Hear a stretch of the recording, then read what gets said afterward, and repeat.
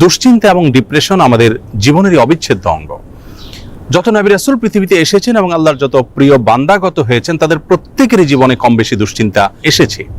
তারা তাদের সেই কঠিন সময়গুলোতে আল্লাহ রাব্বুল আলামিনের কাছে সাহায্য প্রার্থনা এবং আশ্রয় প্রার্থনা করার মাধ্যমে নিজেদেরকে এতটাই নিরাপদে রেখেছেন, এতটাই ভালো রেখেছেন, এতটাই স্বাভাবিক রেখেছেন যে কোনো বিপদ, কোনো মুসিবত, কোনো পেরেশানি, কোনো ডিপ্রেশন তাদেরকে ভেঙে ফেলতে পারেনি। বরং বিপদেও তারা হেসেছেন এবং স্থির থেকেছেন মানসিকভাবে। আজ আমরা সেরকম কয়েকটি আমলের কথা বলবো, যে আমলগুলোর মাধ্যমে আমাদের বিপদ আপদ এবং মুসিবত আল্লাহ রাব্বুল আলামিন দূর করবেন, লাঘব করবেন এবং বিপদ আপদেও আমাদেরকে আল্লাহ রাব্বুল আলামিন মানসিকভাবে প্রশান্ত এবং স্থির রাখবেন। আর সেই আমলগুলোর মধ্যে থেকে সর্বপ্রথম এবং প্রধান যে আমলটির কথা বলবো তা হলো যিকরুল্লাহ বা আল্লাহর জিকির। আল্লাহর জিকির এর চাইতে কার্যকর কোনো ঔষধ আর নেই ডিপ্রেশন দূর করবার জন্য। কোরআনে কারীমে আল্লাহ তাআলা বলেছেন, আলা বিযিকরিল্লাহি তাতমাইন্নুল কুলুব। আল্লাহ তাআলার জিকির এর মাধ্যমে মানুষের অন্তরসমূহ প্রশান্ত হয়ে থাকে। অতএব আল্লাহ তাআলার স্মরণ অন্তরে রাখা, মুখে আল্লাহ তাআলার কথা বলা, আল্লাহর সঙ্গে একান্তে কথা বলা, এর মাধ্যমে ডিপ্রেশন দূর করা যায় সবচেয়ে সহজে। আল্লাহর জিকির বা যিকরুল্লাহর একটা বিশেষ পদ্ধতি হলো কোরআনে কারীমের তেলাওয়াত। কোরআনে কারীমের তেলাওয়াত যদি আপনি করেন অর্থ সহকারে বুঝে, দেখবেন মানসিকভাবে আল্লাহ রাব্বুল আলামিন অলৌকিকভাবে, বিস্ময়করভাবে আপনার মধ্যে প্রশান্তি সৃষ্টি করে দিবেন। যিকরুল্লাহ বা আল্লাহর জিকিরের আরেকটি বিশেষ পদ্ধতি হলো সকাল এবং সন্ধ্যায় প্রিয় নবী সাল্লাল্লাহু আলাইহি সাল্লাম অনেকগুলো জিকির এবং দোয়া আল্লাহর কাছে নিবেদন করতেন। সেগুলো যদি আমরা নিয়মিত করতে পারি তাহলে সেক্ষেত্রে যিকরুল্লাহ এর মাধ্যমে দুশ্চিন্তা এবং ডিপ্রেশন থেকে বাঁচার উপায় আমরা খুঁজে পাবো ইনশাআল্লাহ বিইذনিল্লাহ। দ্বিতীয় যে আমলটির মাধ্যমে দুশ্চিন্তা এবং পেরেশানি থেকে আমরা মুক্তি লাভ করতে পারি তা হলো প্রিয় নবী সাল্লাল্লাহু আলাইহি সাল্লামের সারা জীবনের একটি গুরুত্বপূর্ণ আমল এবং স্পেশাল জিকির, যে জিকির তিনি আল্লাহ তাআলার কাছে নিবেদন করতেন তার কঠিন সময়, যখন দেয়ালে পিঠ থেকে যেত ঠিক সেই সময়। আর সেই জিকিরটি হলো লা ইলাহা ইল্লাল্লাহুল আযীমুল হালিম, লা ইলাহা ইল্লাল্লাহু রাব্বুল আরশিল আযীম, লা ইলাহা ইল্লাল্লাহু রাব্বুস সামাওয়াতি ওয়া রাব্বুল আরদ ওয়া রাব্বুল আরশিল কারীম। এই জিকিরের মাধ্যমে আল্লাহ রাব্বুল আলামিনের একত্ববাদের স্বীকৃতি, আল্লাহর মাহাত্ম্যের বর্ণনা করার মাধ্যমে আমরা দুশ্চিন্তা এবং পেরেশানি থেকে মুক্তি লাভ করতে পারবো ইনশাআল্লাহ বিইذনিল্লাহ। তৃতীয়ত যে আমলের মাধ্যমে আমাদের বিপদ আপদ এবং কঠিনতম সময়ে আল্লাহ তাআলার আশ্রয় প্রার্থনা করতে পারি, দুশ্চিন্তা থেকে মুক্তি লাভ করতে পারি, সে দোয়াটি প্রিয় নবী সাল্লাল্লাহু আলাইহি সাল্লাম সারা জীবন নিয়মিত পাঠ করতেন। আনাস রাদিয়াল্লাহু তাআলা আনহু তার 10 বছরের সেবক ছিলেন। তিনি বলেছেন, আমি নবী আলাইহিস সালামকে দেখেছি এই দোয়া সবসময় তিনি পাঠ করতেন এবং আল্লাহ তাআলার কাছে দুশ্চিন্তা এবং পেরেশানিতে আশ্রয় প্রার্থনা করতেন। আর সে দোয়াটি হলো আল্লাহুম্মা ইন্নী আউযু বিকা মিনাল হাম্মি ওয়াল হাযান ওয়াল আজজি ওয়াল কাসাল ওয়াল বুখলি ওয়াল জুবন ওয়া যালা'আদ দাইনি ওয়া গালাবাতির রিজাল। দোয়াটির অর্থ হলো আল্লাহুম্মা ইন্নী আউযু বিকা মিনাল হাম্মি ওয়াল হাযান, আল্লাহ আপনার কাছে আমি আশ্রয় প্রার্থনা করি, মুক্তি চাই পেরেশানি, দুশ্চিন্তা এবং ডিপ্রেশন থেকে, এবং ওয়াল আজজি ওয়াল কাসাল, অক্ষমতা এবং অলসতা থেকে এবং কৃপণতা থেকে, ভীরুতা থেকে আপনার কাছে আমি আশ্রয় প্রার্থনা করি, ঋণের যে চাপ প্রেশার আছে সেটি থেকে, এবং মানুষ আমার উপরে যেন চড়াও না হয় সে বিষয়ে আপনার আশ্রয় প্রার্থনা করি। চতুর্থত যে আমলের মাধ্যমে আমরা দুশ্চিন্তা, পেরেশানি এবং জীবনের কঠিন সময় আল্লাহ রাব্বুল আলামিনের স্পেশাল সাহায্য পেতে পারি তা হলো সালাত।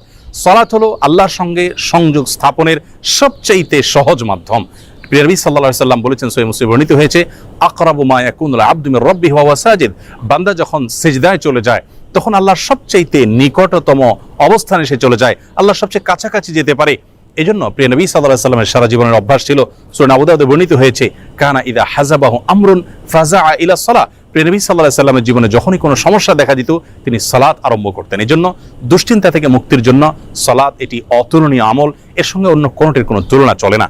আমরা যখনই কোনো বিপদ দেখা দিবে, কোনো পেরেশানিতে আমরা ভেঙে পড়ার উপক্রম হব, তখনই সাথে সাথে ওযু করে আমরা যদি নিষিদ্ধ সময় না হয় 2 রাকাত সালাতে দাঁড়িয়ে যাব, দীর্ঘ কেরাতে, দীর্ঘ রুকুতে, দীর্ঘ সেজদায় ধীর স্থিরতার সাথে 2 রাকাত সালাত আদায় করে আল্লাহর কাছে হাত তুলে আমরা চোখের পানি ফেলে দিব। সালাতের মধ্যে দুশ্চিন্তা এবং বিপদ থেকে মুক্তি লাভের জন্য যে সালাতটি সবচেয়ে বেশি কার্যকর এবং আমার জীবনে বারবার আমি পরীক্ষা করে দেখেছি যে এর মাধ্যমে আল্লাহ রাব্বুল আলামিন অলৌকিকভাবে, বিস্ময়করভাবে দুশ্চিন্তা থেকে মুক্তি দান করে থাকেন, তা হলো তাহাজ্জুদের সালাত। ভোর রাতে যখন আপনি সবাই ঘুমিয়ে থাকবে তখন উঠে 2 রাকাত সালাতে দাঁড়িয়ে যাবেন ওযু করে এবং দীর্ঘ সময় নিয়ে ধীরস্থিরতার সাথে কায়মন বাক্যে আল্লাহ তাআলার কাছে সালাত নিবেদন করবেন। সালাতের পরে যখন দুহাত তুলে আপনি প্রার্থনা করবেন ঝরঝর করে চোখের পানি আপনার চলে আসবে, আল্লাহর সঙ্গে একান্তে কথা বলবেন, আপনি নির্ভর ফিল করবেন, দুশ্চিন্তা থেকে মুক্তি লাভ করবেন ইনশাআল্লাহ বিইذনিল্লাহ। অতএব দুশ্চিন্তা থেকে মুক্তি লাভের জন্য এই সালাতের আমলটিকে সবচেয়ে বেশি গুরুত্বের সাথে আমাদের করার চেষ্টা করতে হবে। 5 নম্বর যে আমলটির মাধ্যমে আমরা বিপদ আপদ এবং কঠিন সময় আল্লাহ তাআলা আশ্রয় প্রার্থনা করতে পারি তা হলো ইস্তেগফার। ইস্তেগফার এমন একটি বিষয় যে কোনো বর্ণনায় বর্ণিত হয়েছে, নবী আলাইহিস সালাম বলেছেন, মান লাজিমাল ইস্তেগফার, যে ব্যক্তি ইস্তেগফারকে নিজের জন্য অবধারিত করে নেয়, অপরিহার্য করে নেয়, নিয়মিত ইস্তেগফার করতেই থাকে, আল্লাহ রাব্বুল আলামিন তার সমস্ত পেরেশানি থেকে মুক্তির পথ তার জন্য সহজ করে দেন এবং বের করে দেন। এবং কোরআনে কারীমে আল্লাহ তাআলা বলেছেন, ওয়া মা কানা আল্লাহু মুআযযিবাহুম ওয়া হুম ইস্তাগফিরুন, যেই মানুষেরা ইস্তেগফারের মধ্যে রত থাকে আল্লাহর আযাব তাদের প্রতি আসে না। এজন্য দুশ্চিন্তা, বিপদ আপদ, পেরেশানি, টেনশন, যে কোনো কঠিন সময়ে আমরা বেশি থেকে বেশি ইস্তেগফার করব। এটিও আমার ব্যক্তিগত জীবনে বারবার আমি আমল করে দেখেছি যে কঠিনতম সময়ে আল্লাহ তাআলা অলৌকিকভাবে সাহায্য করেন। 6 নম্বর আমল হলো নবী করিম সাল্লাল্লাহু আলাইহি ওয়াসাল্লামের প্রতি দুরূদ প্রেরণ করা। দুরূদের আমলটির মাধ্যমে আল্লাহ রাব্বুল আলামিন মানুষের অন্তরকে প্রশান্ত করে থাকেন, স্থির করে থাকেন, অন্তরের পেরেশানি দূর করে থাকেন, বিপদ আপদ এবং মুসিবত থেকে আল্লাহ তাআলা মুক্তি দান করে থাকেন। 7 নম্বর এবং সর্বশেষ যে আমলটি কথা বলবো তা হলো সাদাকা, দান সাদকা। সাধ্য অনুযায়ী আমরা যতটুকু করব এর মাধ্যমে আল্লাহ তাআলা আমাদেরকে বিপদ আপদ এবং কঠিন সময়ে সাহায্য করবেন, মুক্তি নসিব করবেন। সর্বশেষ যে কথাটি বলতে চাই প্রিয় দর্শক, বিপদ আপদ এবং মুসিবত আল্লাহ তাআলা কখনো কখনো বান্দাকে দিয়ে থাকেন বান্দার কল্যাণে, যার বিনিময়ে আল্লাহ রাব্বুল আলামিন জান্নাত দিবেন।